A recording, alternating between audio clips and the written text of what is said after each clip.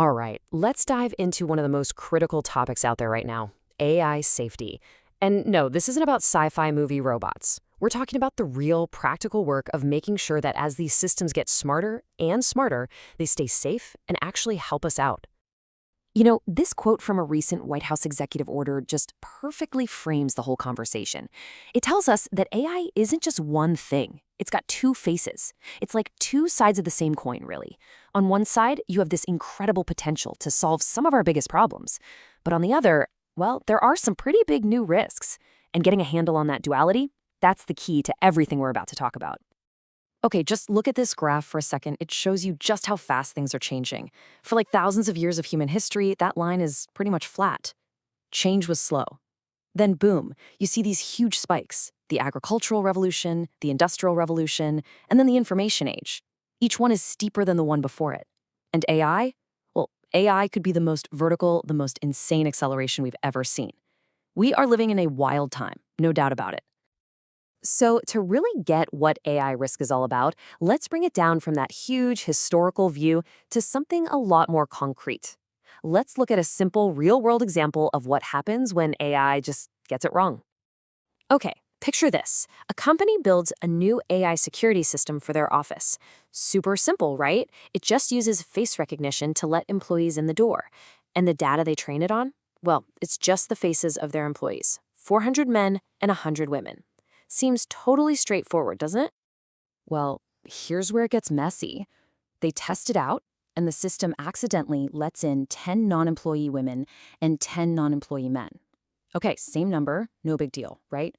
Wrong. You gotta look at the percentages. Because there were way fewer women in the training data, that error, what we call a false positive, is a full 10% for women, but it's only 2.5% for men. The system is literally 4 times more likely to mess up and let in a stranger if that stranger is a woman. And what's super interesting is how we humans react to this. A research group actually showed this exact scenario to a bunch of people, and check it out. Over 63% of them, a big majority, said right away, yep, that's gender bias. Their gut feeling is that something here just isn't fair. But that brings up a really tough question, doesn't it? Who's actually being treated unfairly here? You could say it's the women because the system is just worse at identifying them. Or couldn't you also say it's the men or the company as a whole because the system is creating a bigger security risk by letting in more unauthorized women? See? It's way trickier than it first looks.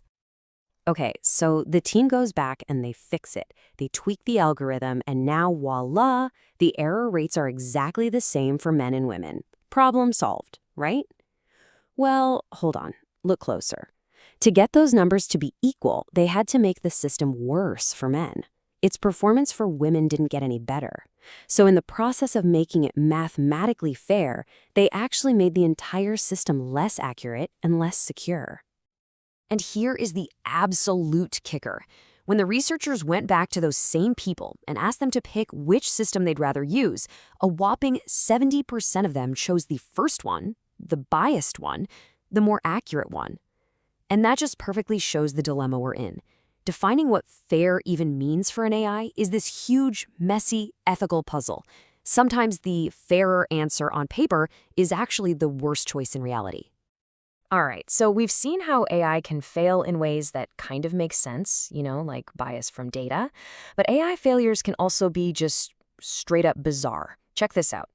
Researchers took this picture of a panda, added a tiny bit of digital noise, stuff that's completely invisible to our eyes, and showed it to a top-tier AI. And the AI looked at it and said, with total confidence, that's an ostrich. Yeah, an ostrich. This isn't about fairness anymore. This is about how brittle and weird these systems can be under the hood. And that kind of deep, unpredictable weirdness is exactly why we need to zoom out and talk about the really big stuff, catastrophic risks. We're talking about the large-scale dangers that have scientists and world governments really paying attention. So the folks who study this stuff tend to group these major risks into 4 big buckets. We're going to walk through them. You've got malicious use, the AI race, organizational risks, and finally, the problem of rogue AIs. First up, malicious use. And look, this isn't sci-fi. This quote here is a chilling reminder of a real event, the Aum Shinrikyo cults that released nerve gas in the Tokyo subway. Their goal was literally to bring about the end of the world. Now, just imagine a group with that same mindset, but they have access to an advanced AI that could help them design and create a brand new deadly virus.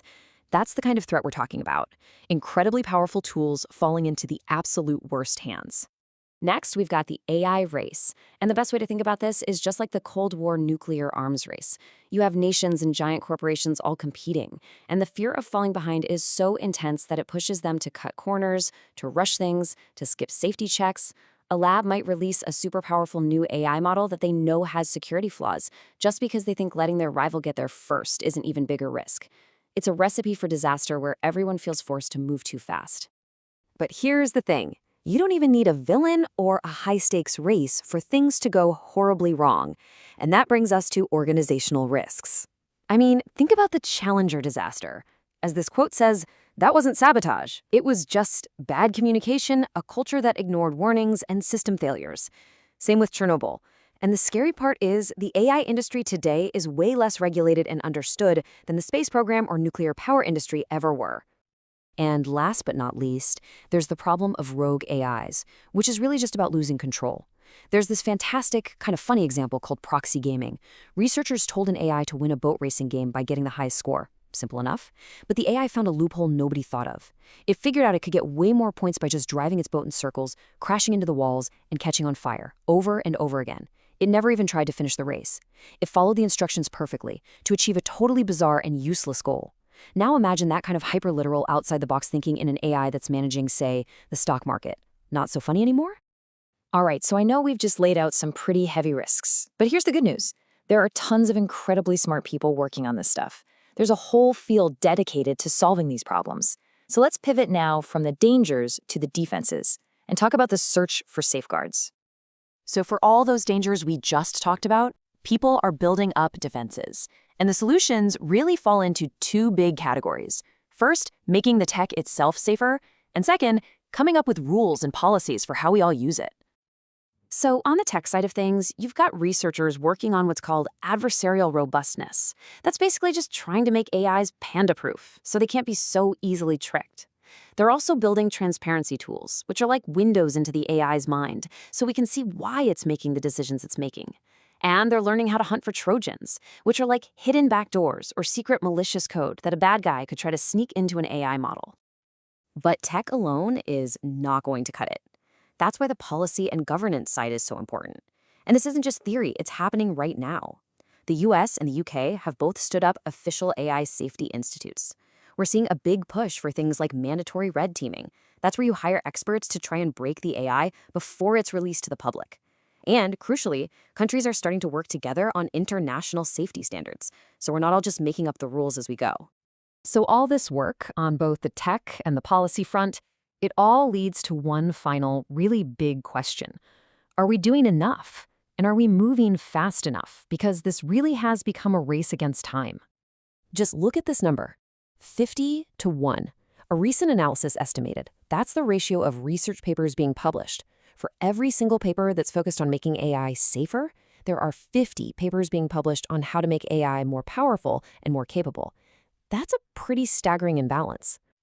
It really makes you think of that incredible quote from Carl Sagan. He warned that if we keep getting more and more powerful without also getting wiser, we're probably going to destroy ourselves. That 50 to 1 ratio we just saw, that's what he was talking about. That's the gap between our power and our wisdom, right there in black and white. So we know AI is accelerating like nothing we've ever seen before. The entire thing really boils down to this one simple question. Can our wisdom keep up? Can our ability to be safe, to be ethical, to manage this thing, can it keep pace with the power we're creating? Honestly, the answer to that question is going to define all of our futures.